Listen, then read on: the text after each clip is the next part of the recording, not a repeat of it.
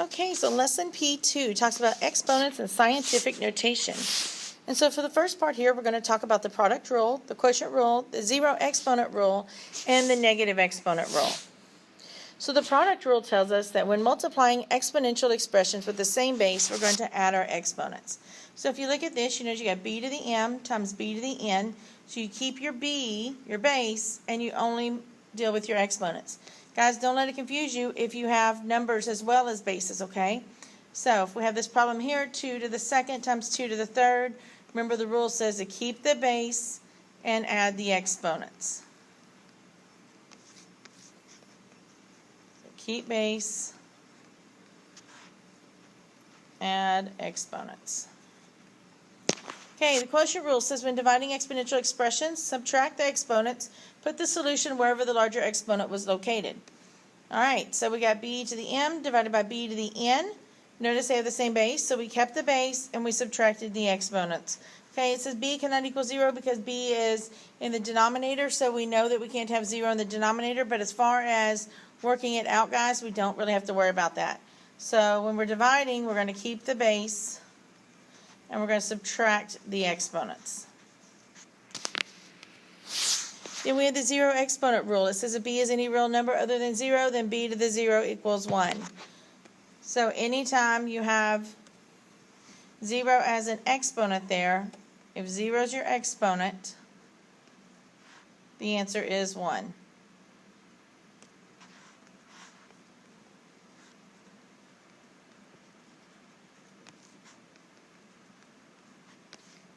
And then the negative exponent rule says if b is any real number other than 0 and n is a natural number, then b to the negative n is equal to 1 over b to the n. So what I think is anytime we cross a division or a fraction line, guys, it's going to make your exponent change signs. So if my exponent's on top and it's negative, I can bring it down to make it positive. So we get 1 over b to the positive n because you bring it to the bottom, but you still have to have something for the top, and since there's nothing else there, put a 1. All right, so let's look at example 1 here. It says multiply the expression using the product rule. So I'm going to take and group these. So notice there's no exponents on the outside here. These are not zeros, they're just circles, okay? Or we could say there's a 1 there, but a 1 doesn't affect it. So, but I do notice that 4 is being multiplied by x cubed, being multiplied by y to the 4th, and all of that's being multiplied by 10, that's multiplied by x squared, that's multiplied by y to the 6th. So I'm going to group these in types. So first thing I'm going to do is I'm going to multiply my numbers, then multiply my x's, and I'm going to multiply my y's. All right, so 4 times 10 is 40. Then remember, when you multiply, add your exponents. I'm going to write it out this time. And when you multiply, add your exponents. And so I've still got my 40. 3 plus 2 is 5, so I have x to the 5th. Y to the 4 plus 6 is 10. And so there's our solution. Okay, divide using the quotient rule. Same idea here. Remember, you divide, you subtract your exponents. So I can see that I can group them here. It's a little harder to tell this way, so I'm going to separate it out. So I've got 27 divided by 3, x to the 14th divided by x to the 3rd, y to the 8th divided by y to the 5th. So I'm going to divide these out. So 9. Remember, when you divide with like bases, you subtract your exponents. And then y, and again, dividing with like bases to subtract your exponents. So we get 9x to the 11, y to the 3rd. Example 3. Now look at this. Look at A and B. There is a difference. I'm going to look at B first. B says all of that is being raised to the 0 power. Okay, so there on B, it's all being raised to the 0, which means we'll learn later about distributing the exponent, but here, if everything in this problem is raised to that 0, our answer is 1. Now notice A is a little different.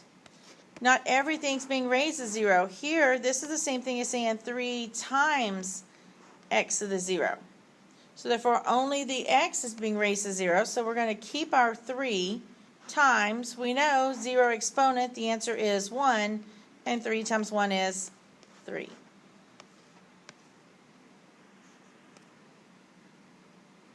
Then using our negative exponent rule, so A says you use a negative exponent rule to write 5 to the negative 2 with a positive exponent. So if we got 5 to the negative 2, remember, negative exponent, we're going to send it to the bottom. When it goes to the bottom, it's going to become positive, and I don't have anything else there, so I'm going to put a 1 on top. Now we could have simplified that more, but it just said with a positive to write it with a positive exponent, so we're going to stop there. B says to use a negative exponent rule to write 3x and negative 6y to the fourth with positive exponents only. So 3x to the negative 6y to the fourth. Notice we only have one that's a negative exponent, so we're going to send it to the bottom of a fraction. It's going to become a positive 6, and everything else is going to stay on top. And so we don't have to put a 1 up there because we already have something up there. And so there's our solution. All right, so that was it for part 1. So let's go ahead and let's look here at part 2.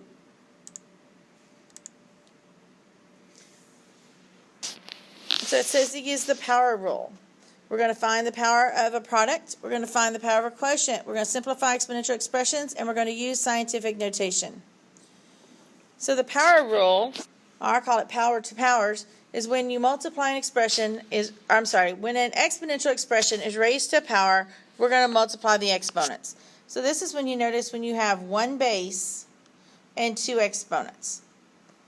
So notice here I have one base, but I have 2 exponents, which means I'm going to multiply those exponents together. Now we have the product to powers rule here. Okay, sorry, that announcement got me off just a little there. So the product to powers rule says when a product is raised to a power, raise each factor to that power. So notice you have 2 things being multiplied inside here and the exponent on the outside. That means every base inside is going to get that exponent. And so you can see here they gave A to the n and they gave B to the n. Same thing when it's quotients to powers rule. When a quotient is raised to a power, raise the numerator to that power and divide the denominator to that power. If B is a non-zero real number, then A divided by B, all raised to the n, is equal to, so notice again, they gave that because we had something inside that's being either multiplied or divided. Doesn't work if it's adding and subtracting, only multiplied or divided. And the exponent outside, all the bases inside are going to get it. So you get A to the n over B to the n. Don't let the word quotient fool you. You don't hear it a whole lot. It's something you heard back when you were in elementary, or not elementary, but you were younger. And then they kind of just quit using it. Quotient just means it's a division problem, okay?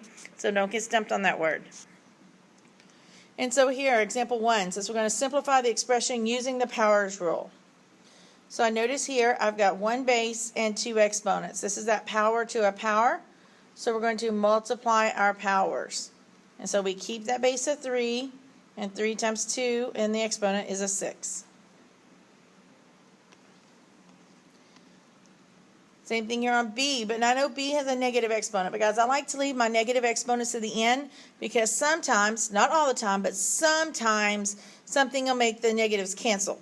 And then I don't have to worry about it at all. So I'm going to do this one. I'm going to leave it as negative right now. So I notice I have B to the negative 3 to the negative 4. One base, 2 exponents, means I'm going to multiply them. So I'm going to keep my base. It's going to be negative 3 times negative 4.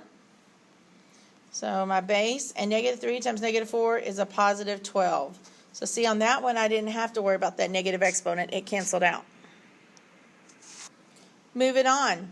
Example 2 has negative 4x all raised to the third. Notice it's something being multiplied or divided inside the parenthesis, and it all gets to the third. So we're going to give every base here the exponent of 3. So we have a negative 4 to the third, and we had an x to the third. Now how do you know it's a base? It's not an exponent, okay?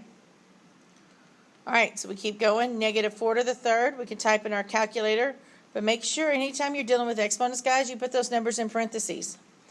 And then we just have x to the third. Well, if you wanted, you could say there's a 1 there and then multiply it, or we know we just have x to the third.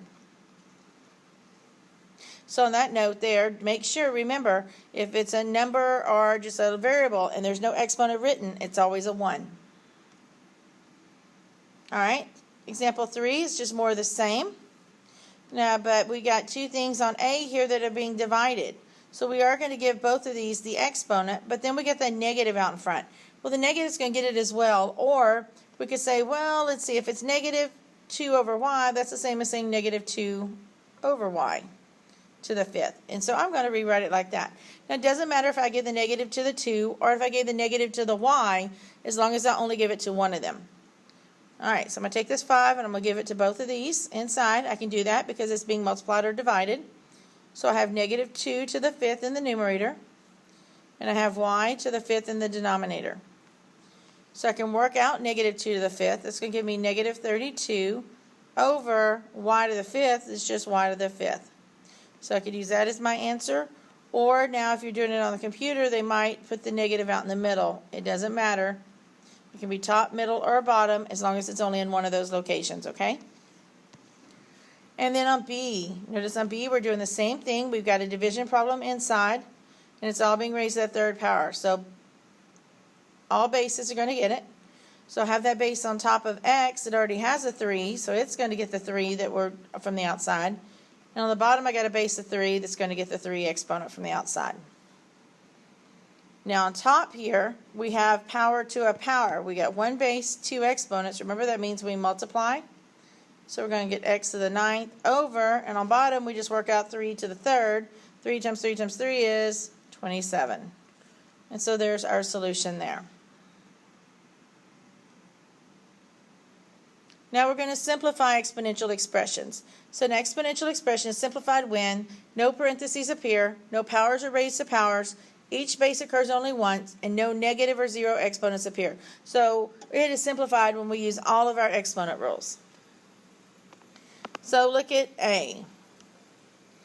A has all of that stuff inside the parenthesis that's being multiplied raised to the 4th. So we're going to take this 4 and we're going to give it to every base. And there's 3 bases in here because remember it's 2 times x cubed times y to the 6th, okay? So the 2 is going to get the 4. The x cubed is going to get the 4. And the y to the 6th is going to get the 4. And then we're just going to work that out. And so then remember here we have x to the power to a power, multiply those powers. And then here we have power to a power, multiply those powers. So keep that base and multiply those exponents. And then there's our solution.